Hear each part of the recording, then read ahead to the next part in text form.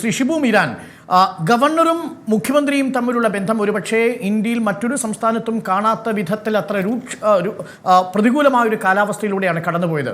ഇന്നിപ്പോൾ CPM-ന്റെ സൈബറിടങ്ങളിൽ അരസംഖ്യ പോയി മൂത്ത സംഖ്യ വരുന്നു എന്ന മട്ടിലുള്ള പ്രചരണമാണ് നടക്കുന്നത്. ആരിഫ് പോയി അർലേക്കർ വരുമ്പോൾ അദ്ദേഹത്തിൻ്റെ തൊട്ട് മുമ്പുള്ള രാഷ്ട്രീയ പ്രവർത്തനങ്ങളും കമൻറ്റുകളും ഒക്കെ നമ്മുടെ മുന്നിലുണ്ട്. ഞാനൊരു കമൻറ്റ് മാത്രം വായിക്കാം. അർലേക്കർ അടുത്ത കാലത്ത് നടത്തിയൊരു സ്റ്റേറ്റ്മെൻറ്റ് നമ്മുടെ സ്വാതന്ത്ര്യത്തെക്കുറിച്ച് സത്യാഗ്രഹം നടത്തിയതുകൊണ്ടോ പണച്ചട്ടകൾ ഇല്ലാത്തതുകൊണ്ടോ അല്ല ബ്രിട്ടീഷുകാർ രാജ്യം വിട്ടത് സാധാരണക്കാരായ ജനങ്ങളുടെ കയ്യിൽ തോക്കും ആയുധങ്ങളും കണ്ടപ്പോഴാണ്. നമ്മുടെ ചരിത്ര പുസ്തകങ്ങളിൽ അടിമപ്പെടാനാണ് ജനങ്ങളെ പഠിപ്പിക്കുന്നത്. അതേപോലെ പട്ന സർവകലാശാലയുടെ പരിപാടിയിൽ ഒരു ഉന്നത വിദ്യാഭ്യാസ ഉദ്യോഗസ്ഥനെ ചാൻസലറുടെ അധികാരം കുറയ്ക്കാനുള്ള നീക്കത്തിനെതിരെ രൂക്ഷമായി പ്രതികരിച്ചൊരു ഗവർണറാണ്. RSSന്റെ പശ്ചാത്തലമുണ്ട്. 1980 മുതൽ BJP പ്രവർത്തകനാണ്. ആരിഫ് മുഹമ്മദ് ഖാനെ പോലെ 6ഓളം പാർട്ടികൾ വിട്ട് BJP ക്യാമ്പിലോ സംഘപരിവാറിലോ വന്ന നേതാവല്ല അർലേക്കർ. കടുത്ത RSS പ്രവർത്തകനും സംഘപരിവാർ പ്രവർത്തകനുമാണ്. അദ്ദേഹമാണ് കേരളത്തിന്റെ പുതിയ ഗവർണറായി നിയമിതരാകാൻ പോകുന്നത്. ആശങ്കയുണ്ടോ പ്രതിപക്ഷത്തിന്?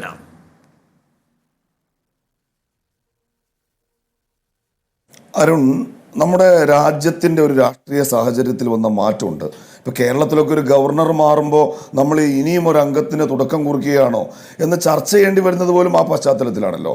ഈ മോദി ഗവൺമെൻറ് വന്നതിന് ശേഷം, വിശേഷിച്ച് രണ്ടാം മോദി ഗവൺമെൻറ്റിൻ്റെ കാലത്ത് തമിഴ്നാട്ടിൽ നിന്ന്, പശ്ചിമ ബംഗാളിൽ നിന്നൊക്കെ നമ്മളത്തരം വാർത്തകൾ കേട്ടിട്ടുണ്ട്. RN രവി, CV ആനന്ദബോസ് എന്ന് വെച്ചാൽ തെരഞ്ഞെടുക്കപ്പെട്ട 5 വർഷം ആ സംസ്ഥാനം ഭരിക്കാൻ മാൻഡേറ്റ് ലഭിച്ചിട്ടുള്ള ഗവൺമെൻറ്റുകളെ ഈ ഗവർണർമാർ ഉപയോഗപ്പെടുത്തിക്കൊണ്ട് ആ ഗവൺമെൻറ്റുകളുടെ പോളിസികളെ ടോർപ്പിഡ് ചെയ്യാൻ ശ്രമിക്കുന്നത്, അതിനെ ഹൈജാക്ക് ചെയ്യാൻ ശ്രമിക്കുന്നതൊക്കെ നമ്മൾ കണ്ടിട്ടുണ്ട്. അതിൻ്റെ ഏറ്റവും വൾഗറായ മാതൃകകൾ തന്നെയാണ് പലപ്പോഴും കേരള ഗവർണർ ആരിഫ് മുഹമ്മദ് ഖാൻ കാണിച്ചിട്ടുള്ളത്. ഇപ്പോൾ ഇവിടെ പുതിയൊരാൾ വരികയാണ്. ഒരു സ്റ്റേറ്റ്മെൻറ്റ് ഡോക്ടർ അരുൺകുമാർ താങ്കൾ തന്നെ ചൂണ്ടിക്കാണിച്ചു. എനിക്ക് ഇദ്ദേഹവും ഒരുപക്ഷെ ആരിഫ് മുഹമ്മദ് ഖാനേക്കാൾ മോശമായേക്കാം. ഞങ്ങളൊരൽപ്പം മുൻവിധിയോടെ അദ്ദേഹത്തെ കാണുന്നത്. അങ്ങ് ചൂണ്ടിക്കാണിച്ച സ്റ്റേറ്റ്മെന്റ് കൂടാതെ ഇതിൻ്റെയൊക്കെ ഒരു ക്ലാസിക് ഉദാഹരണമായി ചൂണ്ടിക്കാണിക്കാൻ കഴിയുന്ന ഒരു സംഭവമുണ്ട്. ഇദ്ദേഹം ഈ ഗവർണറായിരുന്ന കാലത്ത് നിതീഷ് കുമാറും തേജസ്വി യാദവും ഒക്കെ നിയന്ത്രിക്കുന്ന ഒരു മന്ത്രിസഭ. അന്ന് ഇവരുടെ ഒക്കെ ഒരു വിഹാര കേന്ദ്രം, ഈ ഗവർണർമാരുടെ ഒക്കെ ഒരു വിഹാര കേന്ദ്രം എന്ന് പറയുന്നത് ഉന്നത വിദ്യാഭ്യാസ മേഖലയും ഈ നയപ്രഖ്യാപന പ്രസംഗമാണല്ലോ.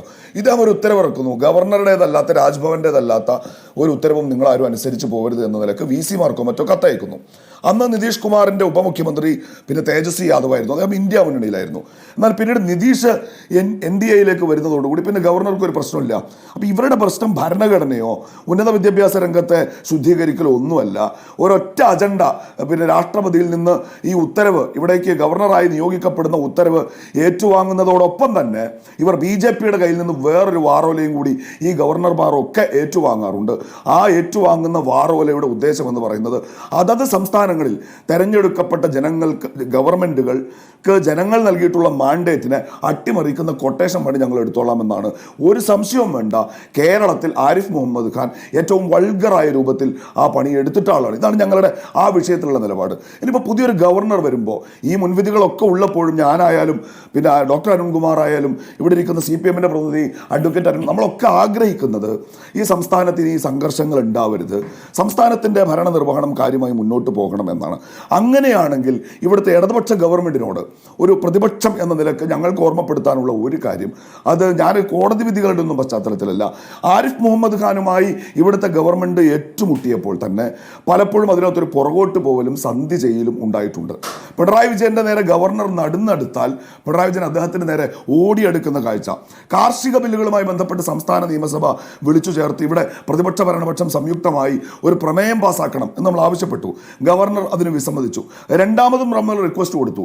ആ റിക്വസ്റ്റ് സ്വീകരിച്ച് നിയമസഭ ചേർന്നപ്പോൾ അന്നത്തെ പ്രതിപക്ഷം പറഞ്ഞു നമുക്കൊരു പ്രമേയം പാസ്സാക്കാം. എന്നാൽ ആ പ്രമേയം പാസ്സാക്കാമെന്ന കേരളത്തിലെ പ്രതിപക്ഷത്തിൻ്റെ കൂടെയല്ല, ഗവർണറുടെ ഈ ഭരണഘടനാ വിരുദ്ധതയ്ക്കെതിരെ കേരളം നടത്തേണ്ടുന്ന ഈ പോരാട്ടത്തിൽ ഒരുമിച്ച് നിൽക്കാം എന്ന ഞങ്ങളുടെ സന്ദേശത്തിൻ്റെ കൂടെയല്ല കേരളത്തിലെ ഭരണപക്ഷം നിന്നത്. ഈ പുതിയാപ്പിളയ്ക്ക് പിന്നെ ഈ ഒപ്പനയ്ക്ക് പുതിയാപ്പിളയെ കൊണ്ടുവരുന്നത് പോലെ ഞങ്ങളുടെ മുന്നിലെ കൈകൊട്ടിപ്പാടി ഗവർണർ കൊണ്ടുവന്നു പോയി.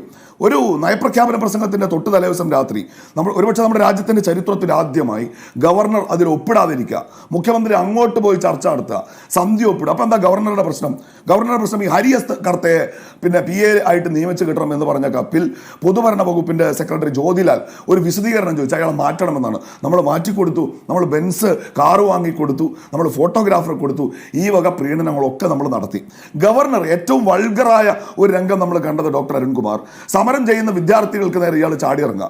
എന്നിട്ട് അങ്ങാടിയിൽ ഒരു കടയുടെ ഉമ്മറത്തിരുന്നിട്ട് പിയോട് പറയാണ് അമിത്ഷാജി സേ മേരാ ബാത് കരാവോ, എന്നെ ഒന്ന് അമിത്ഷായ്ക്ക് വിളിച്ചതാ, അമിത്ഷാ അങ്ങോട്ട് വിളിച്ചോട്ട് കേരളത്തിലെ ഗവൺമെന്റിനെ മൂക്കിൽ വലിച്ചു കളയും എന്ന നിലപാട് അദ്ദേഹം സ്വീകരിച്ചപ്പോൾ ഞങ്ങൾ പറഞ്ഞു അത് തെറ്റാണ്, അങ്ങനെ ചെയ്യാൻ പാടില്ല. അത് നടക്കുന്നത് ഈ വർഷം ജനുവരിയിലാണ്. അന്ന് ഞങ്ങൾ എന്താ പറഞ്ഞത്? കരിങ്കൊടി ഉയർത്തി പ്രതിഷേധിക്കാൻ SFIക്ക് സ്വാതന്ത്ര്യമുണ്ട്. എന്നാൽ തൊട്ട് തലേമാസം ഈ നവകേരള സദസ്സ് നടക്കുമ്പോഴോ ഞങ്ങളുടെ കുട്ടികൾ, ഞങ്ങൾ പ്രതിപക്ഷമാണല്ലോ, മുഖ്യമന്ത്രി ഭരണപക്ഷമാണല്ലോ, ഞങ്ങൾക്ക് കിട്ടിയ മാൻഡേറ്റ് പ്രതിപക്ഷത്തിൽ നിന്ന് ഈ സർക്കാരിനെ തിരുത്താനാണ്. ഞങ്ങൾ അതിൻ്റെ ഭാഗമായി നവകേരള സദസ്സിനോട് വിയോജിച്ചുകൊണ്ട് ഞങ്ങൾ കരിങ്കൊടി കാണിച്ചപ്പോഴോ അങ്ങാടിയിൽ നിൽക്കുന്ന കുട്ടികളെ പോലീസ് വന്ന് തല്ലിച്ചതയ്ക്കുന്ന ദൃശ്യങ്ങൾ നമ്മൾ കണ്ടതാണ്. ഒരു ഭാഗത്ത് അങ്ങാടിയുടെ വക്കത്തിരിക്കുന്ന ഗവർണർ കൊണ്ടുപോയി ആ SFIക്കാർക്കെതിരെ ഞങ്ങൾ കേസെടുത്തിട്ടുണ്ട് സാറേ, ഇത് FIRന്റെ കോപ്പിയാണ് സാർ, അമിത്ഷായെ വിളിക്കാതൊന്ന് പ്രതിപക്ഷം കൂടി ഉൾപ്പെട്ട നിയമസഭ പാസാക്കിയതിനു ശേഷം രാഷ്ട്രപതിയുടെ പരിഗണനയ്ക്ക് അയക്കുമ്പോൾ ആ വിഷയത്തിൽ പ്രതിപക്ഷം സർക്കാരിനോടൊപ്പമായിരുന്നില്ല, ഗവർണർക്കൊപ്പമായിരുന്നു. ലോകായുക്ത വിഷയത്തിൽ, സർവകലാശാല ഭേദഗതി വിഷയത്തിൽ ഈ ഗവർണർക്കൊപ്പം നിലപാടെടുക്കുന്ന പ്രതിപക്ഷത്തെയാണ് നമ്മൾ കണ്ടത്. ഞങ്ങൾ നിലപാടെടുത്ത 2 സന്ദർഭങ്ങൾ ഞാൻ അരുൺകുമാറിനോട് ചൂണ്ടിക്കാണിച്ചു.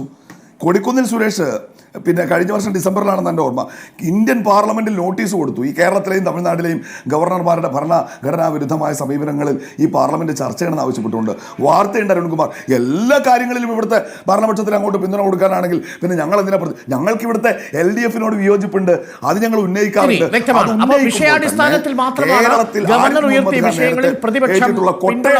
സഹായിക്കരുത് എന്ന നിർബന്ധ ബുദ്ധി ഞങ്ങൾ കാണിച്ചിട്ടുണ്ട്.